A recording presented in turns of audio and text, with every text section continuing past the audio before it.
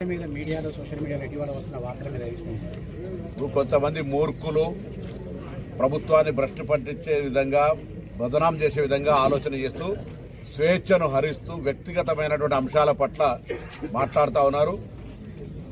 నిజంగా అంత ధైర్యం ఉంటే ఆధారాలతో బయట పెట్టాలి.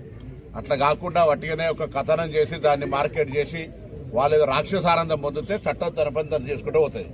దాని మీద మొసలు కన్నీరు గారుస్తున్న వాళ్ళందరూ అడుగుతా ఉన్నా, మీ కుటుంబాలకో లేదా రాష్ట్రంలో పనిచేస్తున్న మహిళా అధికారులకో లేదా జర్నలిస్టులకో సంబంధించి ఎక్కడైనా అటువంటి అపవాదం మోపి వాళ్ళను అవమానపరిచి వాళ్ళ వ్యక్తిగత ప్రతిష్టకు భంగం కలిగి వారికి సంబంధించినటువంటి కీర్తిని వాళ్ళకు సంబంధించినటువంటి అంశాల లోపల నష్టం కలిగేస్తే చట్టం చూస్తూ ఊరుకుంటుందని ఎట్లా అనుకుంటారు? తప్పు కదా.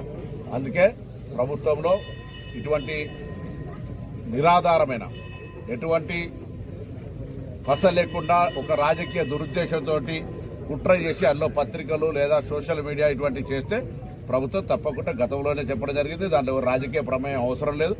ప్రభుత్వం తప్పకుండా చట్టంలో ఉన్నటువంటి పరిధి ప్రకారంగా కఠిన చర్యలు తీసుకోబడుతుంది. 2 ఏళ్ల పాలన ముగిసిన తర్వాత ఇట్లాంటి వార్తలు వస్తున్నాయి. ఇప్పుడు దానికి చెప్తే పొలిటికల్ కాన్స్పిరెన్సీ ప్రభుత్వాన్ని రాగానే ఇది ఎన్ని రోజులు నడిస్తే కూలగొడతామన్నారు.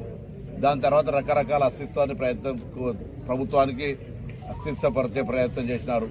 రకరకాల బదనాం చేసే ప్రయత్నం చేసినారు. ఆఖరికి మేము అధికారంలోకి రాకముందు జరిగిన కాళేశ్వరం సంఘటన కూడా మేమే బాంబు పెట్టి పేల్చినామనే అసహనంలో ఉన్నారు.